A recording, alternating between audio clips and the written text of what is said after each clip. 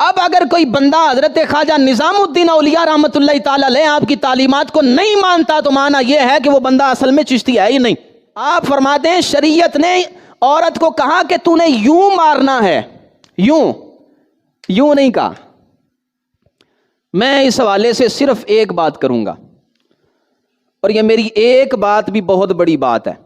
اگر کوئی چشتی ہے وہ اس بات کا قائل ہے کہ مزامیر کے ساتھ، معازف کے ساتھ قوالی سننا جائز ہے اور یہ شریعت مطہرہ کا حکم ہے، تو میں اس حوالے سے ایک بہت بڑے چشتی کا نام آپ کی خدمت میں پیش کرنا چاہتا ہوں، اور بہت بڑی کتاب جو سلسلہ چشتیہ کے اندر دستور العمل کا درجہ رکھتی ہے، وہ کتاب کا حوالہ آپ کی خدمت میں پیش کرنا چاہتا ہوں۔ وہ کتاب کون سی ہے؟ فوائد الفواد۔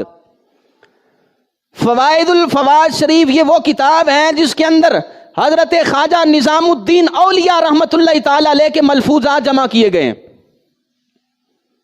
یہ وہ کتاب ہے، اور حضرت خواجہ نظام الدین اولیاء رحمۃ اللہ تعالی علیہ چشتیوں کے سرخیل ہیں، چشتیوں کے بادشاہ ہیں۔ اب اگر کوئی بندہ حضرت خواجہ نظام الدین اولیاء رحمۃ اللہ تعالی علیہ آپ کی تعلیمات کو نہیں مانتا تو مانا یہ ہے کہ وہ بندہ اصل میں چشتی ہے ہی نہیں۔ سنیں حضرت خواجہ نظام الدین اولیاء رحمۃ اللہ تعالی علیہ، اور یہ فوائد الفواد شریف میرے پاس موجود ہے، اس کے اندر یہ جو بات میں عرض کر رہا ہوں یہ موجود ہے۔ یہ ملفوظات ہیں حضرت نظام الدین اولیاء رحمۃ اللہ تعالی علیہ کے۔ آپ سے کسی نے سماع کے حوالے سے سوال کیا، قوالی کے حوالے سے سوال کیا، تو حضرت خواجہ نظام الدین اولیاء رحمۃ اللہ تعالی علیہ آپ بیان فرماتے ہیں، فرمایا کہ قوالی وہ جائز ہے جس کے اندر مزامیر نہ ہو، مزامیر حرام است۔ فرمایا کہ مزامیر جو ہیں اس کے ساتھ جو قوالی ہوگی وہ حرام ہوگی۔ اور پھر دوسرے مقام پہ حضرت خواجہ نظام الدین اولیاء رحمۃ اللہ تعالی علیہ آپ کی خدمت میں ایک بندہ حاضر ہوتا ہے، عرض کرتا ہے کہ حضور فلاں جماعت کو میں نے دیکھا ہے مزامیر کے ساتھ قوالی سن رہے تھے، تو حضرت خواجہ نظام الدین اولیاء رحمۃ اللہ تعالی علیہ آپ نے غصے کا اظہار فرمایا، فرمایا کہ میں نے منع کیا تھا، یہ حرام ہے۔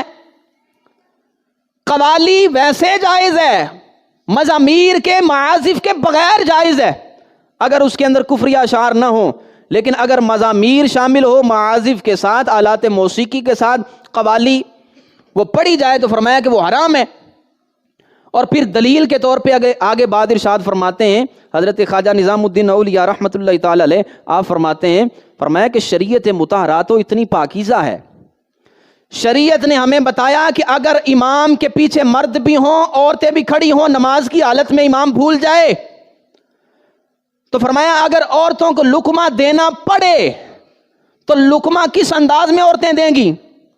آیا کہ وہ آواز کے ذریعے سے امام کو متنبہ کریں گی یا کسی اور طریقے سے؟ حضرت خواجہ نظام الدین اولیاء رحمۃ اللہ تعالی علیہ فرماتے ہیں کہ عورتیں اپنی آواز کے ذریعے سے متنبہ نہیں کریں گی، فرمایا کہ اپنے دائیں ہاتھ کی انگلیاں بائیں ہاتھ کی پشت پہ ماریں گی یوں، اور امام کو متنبہ کریں گی۔ اب آگے جو بات ارشاد فرماتے ہیں خواجہ نظام الدین اولیاء رحمۃ اللہ تعالی علیہ، آپ فرماتے ہیں شریعت نے عورت کو کہا کہ تو نے یوں مارنا ہے، یوں نہیں کہا۔ سمجھ رہے بات کو؟ فرمایا شریعت نے تالی بجانے سے منع فرمایا ہے، یوں کہا ہے۔ فرمایا تالی بجانے سے منع کیوں کیا؟ یہ مشابہت ہو رہی ہے لہو و لعب کی۔ فرمایا کہ مشابہت کو بھی پسند نہیں فرمایا گیا۔ یارو سوچو تو صحیح، جن پہ یہ بہتان باندھتے ہیں حضرت خواجہ نظام الدین اولیاء رحمۃ اللہ تعالی علیہ، وہ تو فرماتے ہیں تالی بجانا بھی جائز نہیں۔ جو تالی بجانے کے بھی قائل نہیں ہیں ان پہ جناب یہ بہتان باندھتے ہیں اور کہتے ہیں کہ ہمارے سلسلہ چشتیہ کے بزرگان دین نے قوالی سنی ہے اور مزامیر کے ساتھ، معازف کے ساتھ سنی ہے۔ اس کا معنی یہ ہے کہ حضرت خواجہ نظام الدین اولیاء رحمۃ اللہ تعالی علیہ آپ جو سلسلہ چشتیہ کے سرخیل ہیں اور بادشاہ ہیں، ان کے نزدیک بھی وہ قوالی ہے جو مزامیر کے بغیر ہو۔ یہ جو لوگ قوالی کر رہے ہیں آج کے زمانے کے اندر